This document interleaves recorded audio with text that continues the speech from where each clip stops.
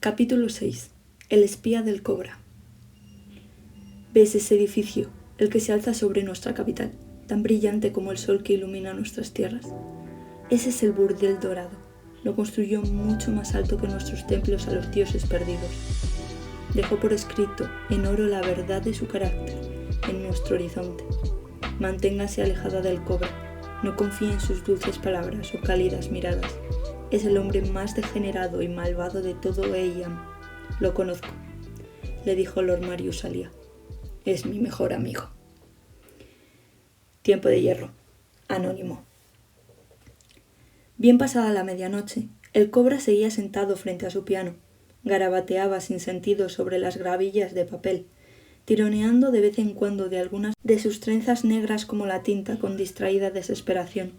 Se había quitado todos los adornos del pelo, dejando estrellas y serpientes doradas esparcidas sin cuidado alguno sobre los fragmentos de su nueva obra. El cobra decía que todo el mundo tenía su propio proceso creativo. El suyo consistía en escribir frenéticamente, como si estuviese persiguiendo el arte en vez de creándolo él mismo.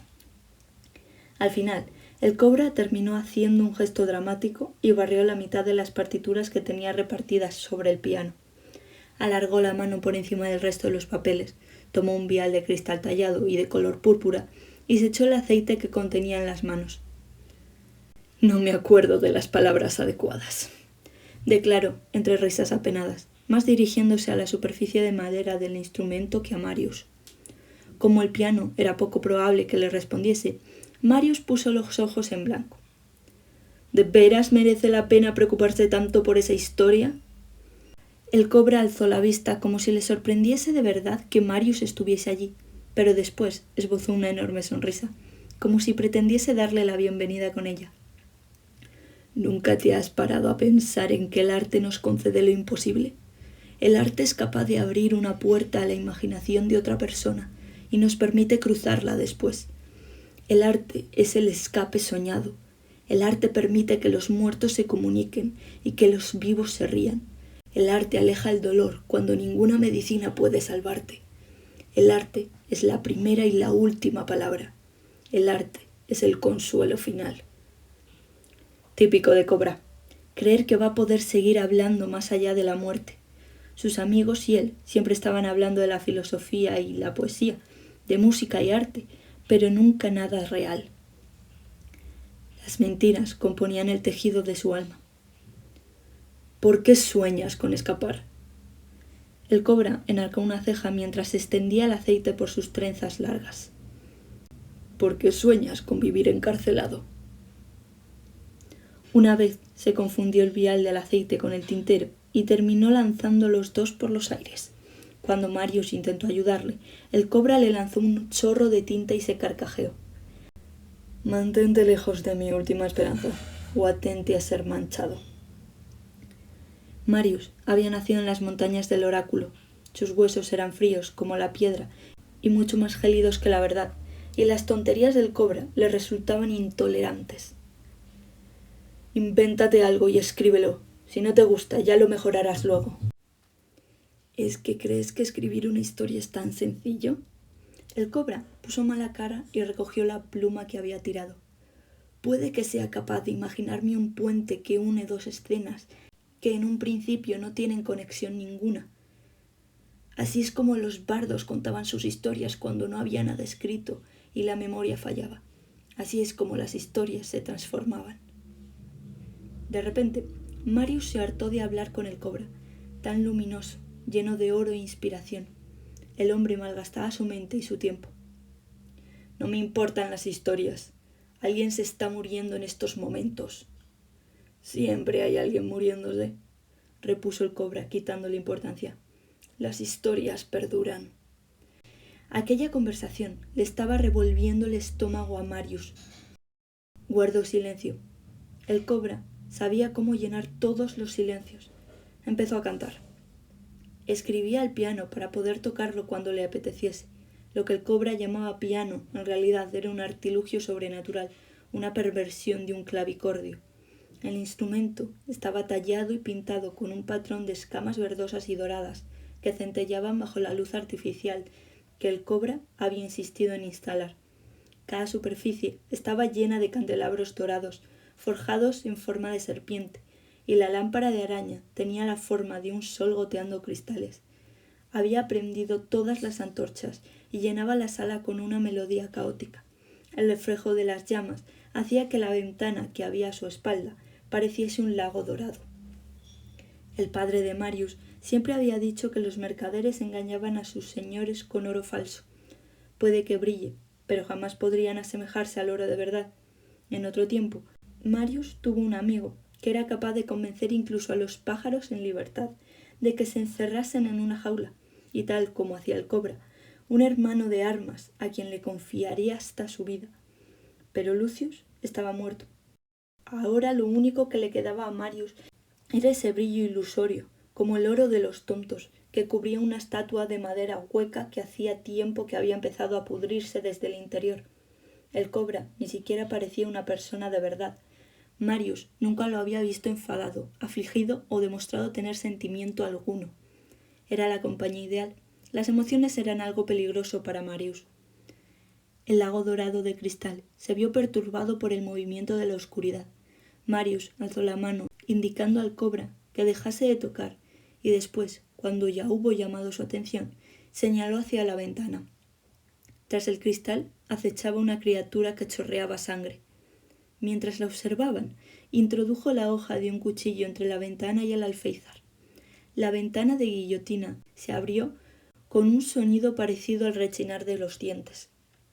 Marius observó la escena ligeramente interesado, hasta que vio cómo el cobra se estremecía. Toda la corte sabía que el cobra era un cobarde. El mismo cobra lo había admitido libremente. No tocaría ni un arma, pero tampoco se estremecía ante nada. Un joven se adentró en la estancia, dejándose caer desde la ventana y rodando sobre el suelo embaldosado, en silencio, como la luz iluminando la hoja de su puñal, un puñal que no podía salvarlo. Marius se levantó de un salto del sofá de cobra, elaboradamente tallado, y fue a por el intruso. El trato que tenían era bastante turbio, pero Marius cumplió con su palabra. No iba a permitir que nadie tocase al cobra. A diferencia de la mayoría, cuando se tenían que enfrentar contra un berserker, el joven ni vaciló ni retrocedió. Se quedó completamente quieto, cauteloso, como una fiera al acecho. Las bestias se reconocían entre sí, pero no era lo mismo una bestia enjaulada, que pertenecía a un lugar en concreto, que un perro callejero y hambriento que no pertenecía a ninguna parte. Nadie en la corte era rival para Marius, nadie le suponía un desafío. El joven sacó otro puñal y giró sus armas gemelas. Una sonrisa salvaje se dibujó en su rostro cuando saltó para atacar a Marius. Llevaba puesta la casaca de un guardia real, aunque estaba saltándose todas las leyes del rey al entrar ilegalmente en una propiedad privada. Había logrado asustar al cobra. A Marius no le hacía falta ningún arma para acabar con ese cachorro insolente. Justo en el último segundo, antes de que comenzase el derramamiento de sangre, se hizo la luz. Una orden hizo estremecer a Marius, como si sus huesos fuesen unas campanas replicando. «¡Para!». Alguien colocó 2 dedos sobre su hombro, ni siquiera una mano entera, aunque no presionó en absoluto. El cobra no necesitaba esforzarse. «Nada de asesinatos en mi salón, chicos». Cuando Marius retrocedió de mala gana, el cobra se deslizó entre ellos. «Gracias», murmuró el peor hombre del mundo, que había sido enviado por los dioses para castigar a Marius por sus pecados. Aquel agradecimiento era una especie de burla. Marius no tuvo otra opción más que obedecer. Aunque la orden del cobra era una auténtica estupidez, estaban ante un intruso armado, con una sonrisa espeluznante, y la bata que llevaba puesta el cobra dejaba claro que iba desarmado. En varias ocasiones Marius le había dicho lo que opinaba sobre su atuendo, pero el cobra había fingido que Marius estaba bromeando. La reluciente atención del cobra se volvió hacia el criminal empapado en sangre. «Me ha encantado la entrada. Si estás aquí en una mansión del rey o de tu señor, podrías haber usado la puerta», repuso Marius con frialdad. «No estoy aquí por una misión del rey o de mi señora», comentó el guardia, que tenía acento de baja cuna. «Estoy aquí por mis propios asuntos». El cobra enarcó una ceja. No he tenido el dudoso placer de conocerte. Soy el marqués de Pompejoy, el Cobra Dorada. Este es mi amigo Lord Marius Valerius, el Última Esperanza. El chico los observó con la cabeza ladeada, con la sangre fresca goteando de su cabello, con un corte desigual. A juzgar por las posiciones de las salpicaduras, Marius calculó que debería de haber acabado hace poco con al menos 4 hombres. Lord Marius y yo ya nos hemos conocido antes en la corte. No recuerdo a todos los sirvientes con los que me encuentro, repuso Marius. Dudaba que el guardia hubiese estado empapado en sangre en ese momento. Marius sí que solía acordarse de la sangre. El cobra le lanzó una mirada tranquilizadora. El cobra, que una vez había tarareado una melodía alegre mientras la ciudad ardía ante él, parecía extrañamente desconfiado. Discúlpalo, el tener que estar rodeado de aristócratas le afecta el cerebro, afirmó el hipócrita de Lord Pompejoy. El encanto era un arma que Marius nunca había logrado dominar y de la que el cobra siempre había abusado. Y sorprendentemente, en esos momentos el cobra estaba malgastando sus encantos con aquel vulgar matón. El guardia esbozó una sonrisa. ¿Y tú? ¿Me conoces? He oído por ahí que tú lo sabes todo. Había oído bien. El cobra sabía cuándo un barco no iba a regresar a puerto o dónde se iba a desencadenar un incendio. En ese momento, su mirada se tornó brillante, prestando atención a aquel desconocido, como si sus ojos estuviesen reflejando unas llamas que ardían a lo lejos. Marius ya conocía esa expresión gracias a todos los años de desprecio familiar que compartían. El cobra estaba observando a ese chico y anticipándose al desastre. Eres Kay. La gente te llama el villano del caldero. Los dientes de una cobra eran demasiado afilados, y la sonrisa de aquel chico se asemejaba a la de la serpiente, cargada de maldad. Hoy en día me llaman de otro modo, aunque no creo que me pegue el nuevo nombre. Yo tampoco lo creo, repuso el cobra casi divertido. Dime a qué has venido. Incrédulo, Marius se volvió hacia su amigo. No puedes pretender contratar a un asesino traidor.